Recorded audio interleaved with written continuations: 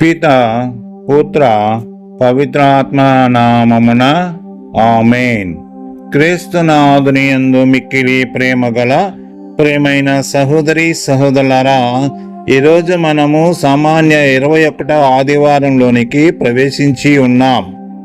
ప్రియ సహోదరి సహోదరులారా, నా హృదయంలో యేసు ఎవరు?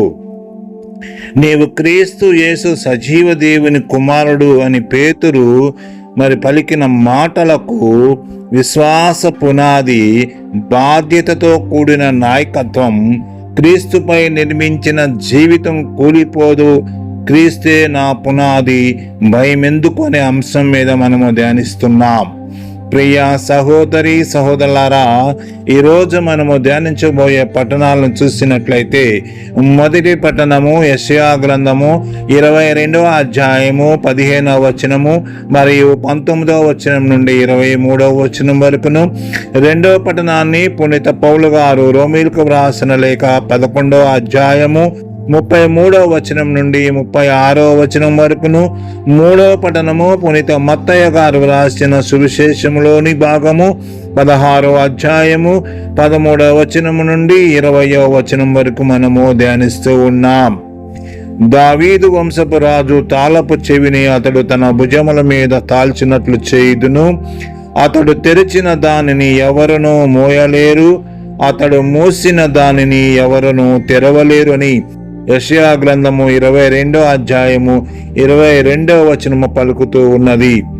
అదే విధముగా దేవుని ఐశ్వర్యము ఎంత ఘనమైనది, ఆయన వివేకము విజ్ఞానము ఎంత గాఢమైనది, ఆయన నిర్ణయములు ఎవడు శోధింపగలుగును, ఆయన మార్గములను ఎవడు అన్వేషింపగలుగును అని పునీత చిన్నప్ప గారు రోమీలకు రాసిన లేఖ 11వ అధ్యాయము 33వ వచనము పలుకుతూ ఉన్నది.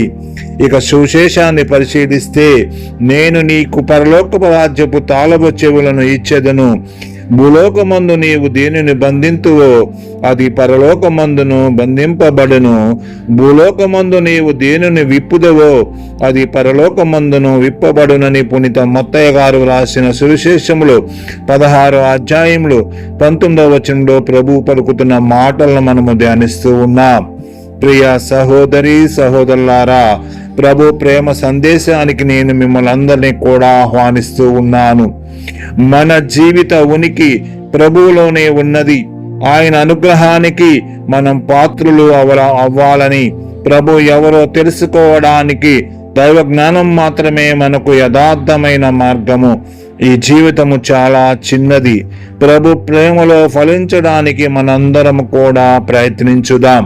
ప్రియులారా, క్రీస్తు స్థాపించిన సంఘంలో మనం ఉన్నామా? మన ఉనికి ఎలా ఉన్నది? మన జీవితం ఎవరిపైన ఆధారపడి ఉన్నది? క్రీస్తు ఎవరో తెలుసుకోవడానికి నిత్యము మనము ప్రయత్నిస్తున్నామా? యేసు తన శిష్యులను ఒక గొప్ప ప్రశ్న అడిగాడు. మీరు నన్ను ఎవరని అనుకుంటున్నారు? ఈ ప్రశ్న కేవలం పేతురు గారికి మాత్రమే కాదు, ప్రతి క్రైస్తవునికి వ్యక్తిగతంగా ఎదురయ్యే ప్రశ్న. ప్రజలు యేసును ప్రవక్తగా భావించినా పేతురు మాత్రము నీవు క్రీస్తువు సజీవ దేవుని కుమారుడు అని విశ్వాసాన్ని ప్రకటించాడు. ఈ విశ్వాసం మానవ జ్ఞానం వల్ల కాకుండా పరలోక తండ్రి ఇచ్చిన దైవిక ప్రకటనని యేసు తెలియచేశాడు. ఆ విశ్వాసంపై క్రీస్తు ప్రభు పలికినటువంటి మాటలను మనం చూద్దాం. ఏమని పలికాడంటే, ప్రభువు తన సంఘాన్ని నిర్మిస్తానని ప్రకటించాడు. ఆ సంఘానికి పునాది మనుషులు కాదు, యేసు క్రీస్తే. అయితే పేతురుకు ప్రత్యేకమైన బాధ్యతను ఆయన అప్పగిస్తూ ఉన్నాడు. పరలోక రాజ్యపు తలుపు చెవులు అప్పగించడం ద్వారా పేతురు మరియు అపోస్తుల సేవల బాధ్యతలను సూచిస్తూ ఉన్నారు. క్రీస్తు నిర్మించిన సంఘాన్ని ఏ శక్తి అంతిమంగా జయించలేదని ఈ వాక్కు మనకు ధైర్యాన్ని ఇస్తూ ఉన్నది. నేడు మనం కూడా మాటలతో మాత్రమే కాకుండా మన జీవితం ద్వారా యేసే నా ప్రభువు, నా రక్షకుడు అని ప్రకటించాలి. కాబట్టి ఈ శుభవార్త మనకు ఇచ్చే పిలుపు ఏమిటంటే, క్రీస్తును నిజంగా తెలుసుకొని విశ్వసించి ఆయన సంఘంలో విశ్వాసపూర్వకంగా జీవించాలని. నీవు క్రీస్తువును, యేసు సజీవ దేవుని కుమారుడని పేతురు ఇచ్చిన సమాధానాన్ని మనము ధ్యానించుకుందాం. అలాగే ప్రభువు పేతురుకిచ్చిన గొప్ప బాధ్యతను కూడా మనము ధ్యానిస్తూ ఉన్నాం. పేతురు విశ్వాసపు పునాది బాధ్యతతో కూడుకున్న నాయకత్వం అనే అంశం ద్వారా ప్రభు పేతురుకిచ్చిన ప్రధాన ఆధిపత్యాన్ని గౌరవిస్తున్నాం. ప్రియులారా, యేసు తన శిష్యులను ఒక అత్యంత ముఖ్యమైన ప్రశ్న అడుగుతూ ఉన్నారు. ప్రజలు మనిషి కుమారుని ఎవరని చెప్పుచున్నారు? చివరకు ఆయన శిష్యుల వైపు తిరిగి, మీరు నన్ను ఎవరని చెప్పుచున్నారు అని ప్రశ్నిస్తూ ఉన్నారు. ఇది కేవలం పేతురును ఉద్దేశించిన ప్రశ్న మాత్రమే కాదు, ప్రతి క్రైస్తవుని హృదయాన్ని తట్టే ప్రశ్న. మన జీవితంలో యేసు ఎవరు? కేవలం ఒక మంచి గురువా, అద్భుతాలు చేసిన ప్రవక్త, లేక మన రక్షకుడైన క్రీస్తువా అని మనల్ని మనము ప్రశ్నించుకుంటే పేతురు ధైర్యంగా ప్రకటించాడు, నీవు క్రీస్తువు, సజీవ దేవుని కుమారుడు అని మత్తయి శుభవార్త 16వ అధ్యాయము 16వ వచనంలో పలుకుతూ ఉన్నది. పేతురు పలికిన ఈ మాటలు క్రైస్తవ విశ్వాసానికి హృదయం వంటివి. యేసు కేవలం చరిత్రలో జీవించిన వ్యక్తి మాత్రమే కాదు, ఆయన సజీవ దేవుని కుమారుడు, ఆయన రక్షకుడు, మన ప్రభువు. మన విశ్వాసం ఈ సత్యంపై నిర్మించబడినప్పుడు మాత్రమే జీవితంలోని తుఫాన్ల మధ్య మనము నిలబడగలము. పేతురుకు ఈ సత్యం తన మానవ వేదస్సు ద్వారా మాత్రమే తెలిసింది కాదు. యేసు స్వయంగా చెప్పాడు, రక్త మాంసములు నీకు దీనిని తెలియచేయలేదు, పరలోకమందున్న నా తండ్రియే తెలియచేశాడు. నిజమైన విశ్వాసము, దేవుని కృప మన హృదయాలను దేవుని వాక్కునకు తెరిచినప్పుడు పవిత్రాత్మ మనకు యేసు ఎవరో మరింత లోతుగా తెలియచేస్తూ ఉన్నాడు. ప్రియ సహోదరి సహోదరులారా, పేతుడు చేసిన ఈ విశ్వాస ప్రకటన అతని జీవితానికి ఒక కొత్త బాధ్యతను తెచ్చిపెడుతూ ఉన్నది. యేసు అతనితో, నీవు పేతురువు, ఈ రాయి మీద నా సంఘాన్ని నిర్మించదునని చెప్పినప్పుడు పేతురు అనే పేరు రాయి అనే అర్థాన్ని కలిగి ఉంది. యేసు పేతురును తన సంఘానికి సేవక నాయకుడిగా ఎన్నుకున్నాడు. అయితే ఆ నాయకత్వం అధికారం కోసం కాదు, సేవ కోసం మాత్రమే. విశ్వాసం ఉన్న వారికి బాధ్యత కూడా ఉంటున్నది. యేసు నా ప్రభు అని చెప్పడం మాత్రమే సరిపోదు, ఆయన బోధించిన మార్గంలో జీవించాలి. క్రీస్తును అనుసరించేవాడే తన కుటుంబంలో, సంఘములో, సమాజంలో ప్రేమ, క్షమ, సేవ, సత్యం, వినయం చూపించాలి. విశ్వాసం మన హృదయంలో ఉండి జీవితంలో కనిపించకపోతే అది సంపూర్ణ విశ్వాసము కాదు. పేతురు గొప్ప విశ్వాసి అయినప్పటికీ అతడు పరిపూర్ణుడు కాదు. అతనిలో ధైర్యం ఉంది, కానీ కొన్నిసార్లు తొందరపాటు కూడా ఉంది. అతనిలో ప్రేమ ఉంది, కానీ బలహీనత కూడా ఉన్నది. యేసు పేతురును ఎన్నుకున్నది అతడు తప్పు లేనివాడని కాదు, దేవుని కృపకు తనను అప్పగించవలసిన వ్యక్తి కాబట్టి. దేవుడు మనల్ని కూడా మన బలహీనతతోనే పిలుస్తూ ఉన్నాడు. ప్రియులారా, ఒక సందర్భంలో పేతురు యేసు కోసం నీటి మీద నడవడానికి ప్రయత్నించాడు. విశ్వాసంతో యేసు వైపు చూస్తున్నంతసేపు ముందుకు సాగాడు, కానీ అలలను చూసి భయపడినప్పుడు మునిగిపోవడం ప్రారంభించాడు. మన జీవితంలో కూడా ఇదే జరుగుతూ ఉన్నది. యేసుపై దృష్టి పెట్టినప్పుడు విశ్వాసం బలపడుతున్నది. సమస్యలపై మాత్రమే దృష్టి పెట్టినప్పుడు భయం మనల్ని కొంగదీస్తూ ఉన్నది. పేతురుకు గొప్ప పరీక్ష యేసు శ్రమల సమయంలో వచ్చింది. ఒకప్పుడు నీ కోసం ప్రాణం ఇస్తానని చెప్పిన పేతురు తర్వాత భయంతో యేసును 3 సార్లు ఎరగనని చెప్పి బొంకాడు.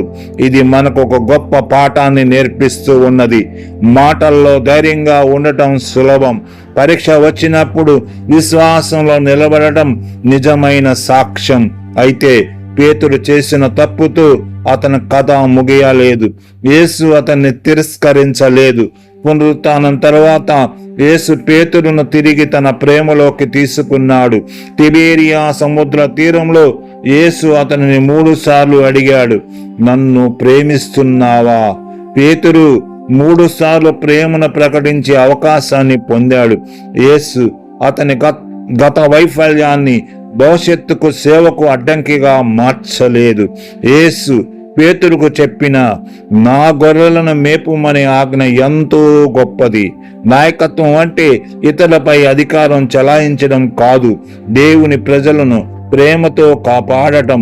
మంచి నాయకుడు ముందుగా సేవకుడు ఇతరుల బలహీనతలను అర్థం చేసుకొని వారిని ప్రోత్సహించాలి, పడిపోయిన వారిని లేపాలి, నిరాశలో ఉన్న వారిని ఆశ చూపాలి. క్రీస్తునందు ప్రియులారా, పేతురు నాయకత్వం తన వ్యక్తిగత ప్రతిభపై ఆధారపడలేదు. పెంతెకోస్తు రోజున పవిత్రాత్మ శక్తితో నిండిన తర్వాత అతను ధైర్యముగా క్రీస్తును ప్రకటించాడు. ఒకప్పుడు ఒక చిన్న పని మనిషి మాటకే భయపడిన పేతురు ఇప్పుడు వేలాది మంది ముందు యేసుక్రీస్తు సువార్తను ప్రకటిస్తున్నాడు. పవిత్రాత్మ మన బలహీనతలను శక్తిగా మార్చగలడు. అందుకే క్రైస్తవ నాయకత్వం మొదటి అవసరం ప్రతిభ కాదు, పవిత్ర ఆత్మకు విధేయత. మనం ఎంత చదువుకున్నా, ఎంత సామర్థ్యం ఉన్నా దేవుని కృప లేకుండా ఆధ్యాత్మిక ఫలితాన్ని ఇవ్వలేం. ప్రార్థనలో మోకరిల్లే నాయకుడే ప్రజల ముందర ధైర్యంగా నిలబడగలడు. పేతురు మనకు మరో గొప్ప సత్యాన్ని నేర్పిస్తున్నాడు. విశ్వాసం వ్యక్తిగతమైనదైనా దాని ఫలితం సామూహికమైనది. యేసే సజీవ దేవుని కుమారుడు అని విశ్వసించిన మనం ఆ సత్యాన్ని ప్రపంచానికి సాక్ష్యంగా ప్రకటించాలి. మన మాటలతో మాత్రమే కాదు, మన ప్రేమతో, మన సేవతో, మన క్షమతో, మన నిజాయితీతో క్రీస్తును ఇతరులకు చూపించాలి. ఈ రోజుల్లో క్రైస్తవుని విశ్వాసానికి ఎన్నో సవాళ్లు ఉన్నాయి. భౌతిక విజయాన్ని దేవుని కంటే గొప్పదిగా భావించే ప్రపంచం మన ముందున్నది. స్వార్థం, ద్వేషం, విభజన, నిరాశ మన చుట్టూ ఉన్నాయి. ఇలాంటి సమయంలో పేతురు చేసిన ప్రకటనను మన హృదయంలో పునరావృతం చేయాలి. యేసుక్రీస్తే నా ప్రభువు, ఆయన సజీవ దేవుని కుమారుడు. క్రీస్తునందు ప్రియ సహోదరి సహోదరులారా, యేసును నిజంగా క్రీస్తుగా అంగీకరించినప్పుడు మన జీవితానికి దిశ మారుతుంది. మన నిర్ణయాలలో ఆయనను సంప్రదిస్తాం, మన బాధల్లో ఆయనను ఆశ్రయిస్తాం, మన విజయాలలో ఆయనకి కృతజ్ఞతలు తెలుపుతాం, మన వైఫల్యాలలో ఆయన కృపను నమ్ముతాం. మన జీవితం అంతా క్రీస్తుతో సంబంధం కలిగిన జీవితం అవుతుంది. పేతురు విశ్వాసం అతన్ని ఒంటరిగా గొప్పవాడిగా చెయ్యలేదు, ఇతరులను కుడివైపు నడిపించే సేవకుడిగా చేసింది. నిజమైన విశ్వాసం మనలో గర్వాన్ని పెంచదు, వినయాన్ని పెంచుతుంది. మనల్ని నేను గొప్పవాడిని అని చెప్పే విశ్వాసం క్రీస్తు విశ్వాసం కాదు. ప్రభువా, నన్ను నీ సాధనంగా ఉపయోగించని చెప్పే హృదయమే క్రీస్తుకు ఇష్టం. కుటుంబంలో తల్లిదండ్రులు, సంఘంలో సేవకులు, యువతలో నాయకులు, సమాజంలో బాధ్యత కలిగిన ప్రతి ఒక్కరూ పేతురు నుండి నేర్చుకోవాలి. నాయకత్వం అంటే ముందు ఉండటం మాత్రమే కాదు, అవసరమైనప్పుడు ఇతరుల కోసం వెనక నిలబడటం కూడా నేర్చుకోవాలి. క్రీస్తు నాయకత్వం ప్రేమతో కూడిన సేవ. కాబట్టి మన చేతులు సహాయం చేయడానికి, మన నోరు ఓదార్పు ఇవ్వడానికి, మన హృదయం క్షమించడానికి సిద్ధంగా ఉండాలి. క్రీస్తునందు ప్రియ సహోదరి సహోదరులారా, పేతురు ఎన్నోసార్లు పడిపోయినప్పటికీ ప్రతి పతనం తర్వాత క్రీస్తు కృపలో తిరిగి లేస్తూ వచ్చాడు. మన జీవితంలో కూడా వైఫల్యాలు రావచ్చు, ప్రార్థనలో బలహీనత రావచ్చు, విశ్వాసంలో సందేహాలు రావచ్చు. కానీ మన పతనం చివరి మాట కాదు, క్రీస్తు కృపే చివరి మాట. యేసు మనల్ని మళ్ళీ లేపి నా గొర్రెలను మేపుమని సేవకు పిలుస్తాడు. కాబట్టి ఈరోజు మనం మనల్ని మాత్రమే ప్రశ్నించుకుందాం. యేసు నాకు ఎవరు? కేవలం నా అవసరాలు తీర్చే దేవుడా? కష్టాల్లో మాత్రమే పిలిచే ప్రభువా? లేక నా జీవితానికి కేంద్ర బిందువైన క్రీస్తువా? పేతురుతో కలిసి మనం విశ్వాసంతో ప్రకటిద్దాం. ప్రభువా, నీవే క్రీస్తువు, నీవే సజీవ దేవుని కుమారుడువు, నా జీవితం నీదే. పేతురు మనకు విశ్వాసం, మార్పు, సేవ, నాయకత్వం అనేటువంటి 4 గొప్ప మార్గాలను చూపిస్తున్నాడు. ప్రేమను క్రీస్తును విశ్వసించాలి. ఆయన కృపలో ప్రతిరోజు మనం మారిపోవాలి. ఆయన ప్రజలకు ప్రేమతో సేవ చేయాలి. బాధ్యతతో ఇతరులను క్రీస్తు వైపు నడిపించాలి. మన విశ్వాసం పేతురులా బలపడాలి. మన హృదయం పేతురులా పశ్చాత్తాపపడాలి. మన సేవ పేతురులా ధైర్యంగా ఉండాలి. అప్పుడు మన జీవితం ఇరుగు పొరుగు వారికి యేసు క్రీస్తు సజీవ దేవుని కుమారుడు అని ప్రకటించే సాక్ష్యంగా మారుతుంది. క్రీస్తునందు ప్రియ విశ్వాసులారా, పేతురు విశ్వాస ప్రకటనను ధ్యానిస్తున్న క్రమంలో నా హృదయంలో ఒక ప్రశ్న నన్ను ఎంతోసేపు ధ్యానించేలా ఏదో ఒక స్వరం నన్ను ఇలా అడిగింది. సురాజ ప్రసాద్, నీకు క్రీస్తు ఎవరు? ఇప్పుడు నాకు క్రీస్తు ఎవరో ఆలోచించేలా చేసిన ఆ ప్రశ్న బైబిల్ ఆధారంగా నా జీవితానికి క్రీస్తు ఎవరో తెలుసుకునేలా చేసింది. ఈరోజు 2 ప్రశ్నలు ఆత్మీయ ప్రయాణంలో మనం ఎక్కడున్నావు అని పరిశీలించుకోవడానికి ధ్యానించుదాం. క్రీస్తు ఎవరు? నాకు క్రీస్తు ఎవరు? క్రీస్తుని కేవలం చరిత్రలో జీవించిన ఒక మహనీయునిగా కాకుండా నా జీవితానికి ప్రభువుగా, రక్షకునిగా, మార్గదర్శిగా, జీవానికి మూలంగా తెలుసుకోవాలి. బైబిల్ ఆధారంగా క్రీస్తు గురించి 7 ప్రత్యేక అంశాలను ధ్యానించవచ్చు. మొదటిది, క్రీస్తు దేవుని కుమారుడు. నీవు క్రీస్తు సజీవుడైన దేవుని కుమారుడని మత్తయి శుభవార్త 16వ అధ్యాయం 16వ వచనంలో పలికిన మాటలు యేసు ఒక ప్రవక్త మాత్రమే కాదు, ఆయన సజీవ దేవుని కుమారుడు. పేతురు ఈ సత్యాన్ని విశ్వాసంతో ప్రకటించాడు. నా విశ్వాసానికి పునాది కూడా ఇదే. నేను యేసును ఎవరిగా గుర్తిస్తున్నానో నా జీవితం కూడా దాని ప్రకారమే మారుతుంది. నాకు క్రీస్తు ఎవరు? నా ప్రభువు, నా దేవుడు, నా విశ్వాసానికి పునాది. ఇక 2వ ప్రశ్న, క్రీస్తు నా రక్షకుడు. ఈనాడు దావీదు నగరంలో మీకు రక్షకుడు జన్మించాడు, ఆయన ప్రభువైన క్రీస్తు అని లూకా శుభవార్త 2వ అధ్యాయం 11వ వచనంలో పలికినట్లుగా మనిషిని పాపం నుండి విముక్తి చేయడానికి యేసు ఈ లోకానికి వచ్చాడు. శిలువపై తన ప్రాణాన్ని అర్పించి తన రక్తంతో మనకు రక్షణను ప్రసాదించాడు. నాకు క్రీస్తు ఎవరు? నా పాపాలను క్షమించే రక్షకుడు, నన్ను తిరిగి దేవుని దగ్గరకు తీసుకువెళ్ళే ప్రభువు. ఇక 3వదిగా, క్రీస్తు నా జీవాహారం. నేనే జీవాహారము. నా యొద్దకు వచ్చేవాడు ఎన్నడను ఆకలి కొనడు అని యోహాను శుభవార్త 6వ అధ్యాయము 35వ వచనంలో పలికిన విధముగానే శరీరానికి ఆహారం అవసరమైనట్లే ఆత్మకు క్రీస్తు అవసరం చాలా ఉన్నది. పరిశుద్ధ దివ్య సప్రసాదంలో యేసు తనను తానే మనకు ఆహారంగా వస్తూ ఉన్నారు. ఆయనను స్వీకరించడం ద్వారా మనం క్రీస్తుతో మరింత లోతైన ఐక్యతలోకి ప్రవేశిస్తాము.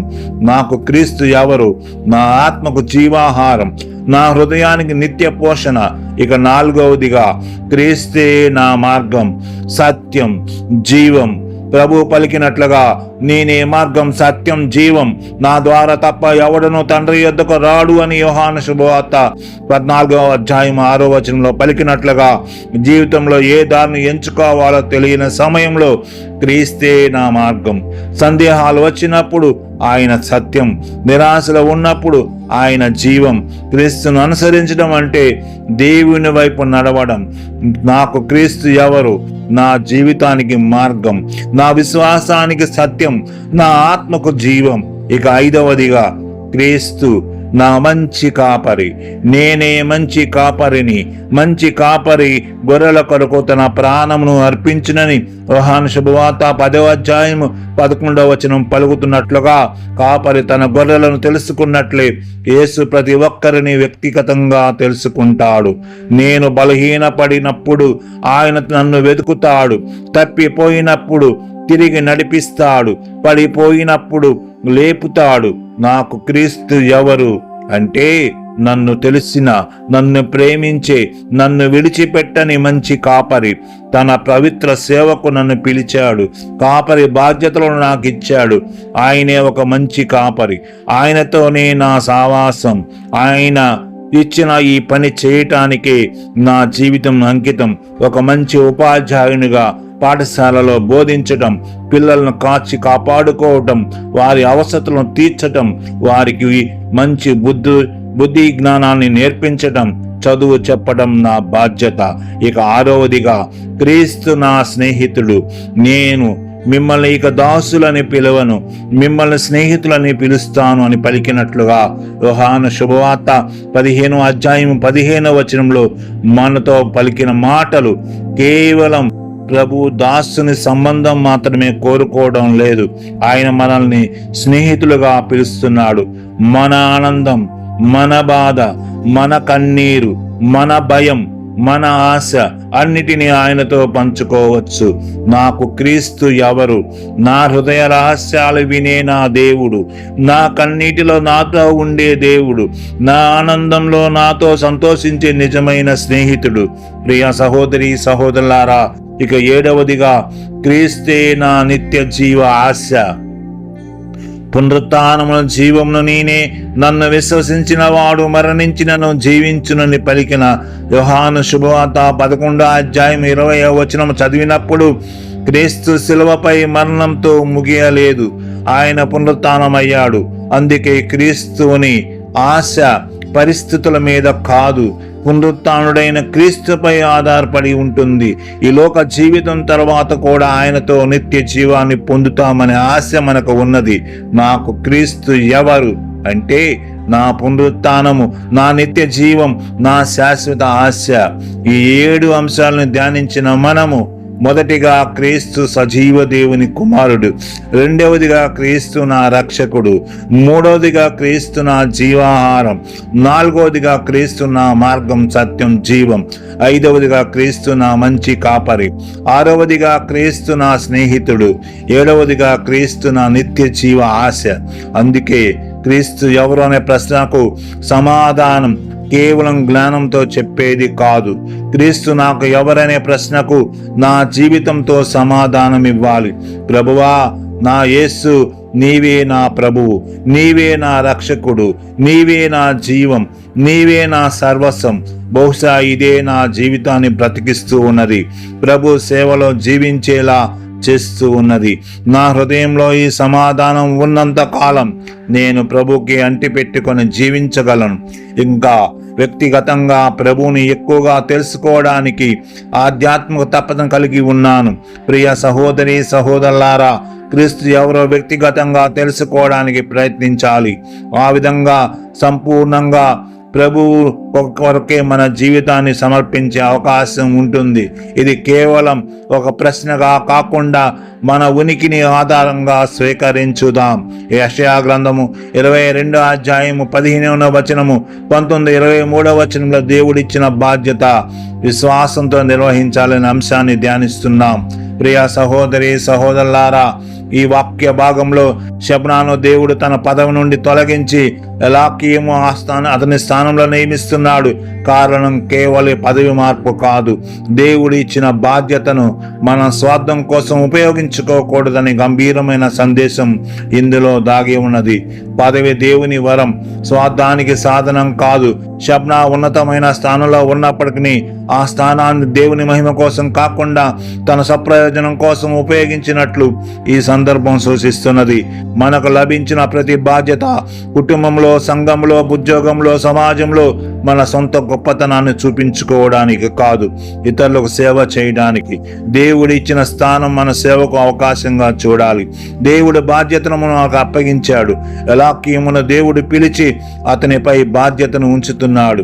ఇది మనకు గొప్ప సత్యాన్ని నేర్పిస్తున్నది.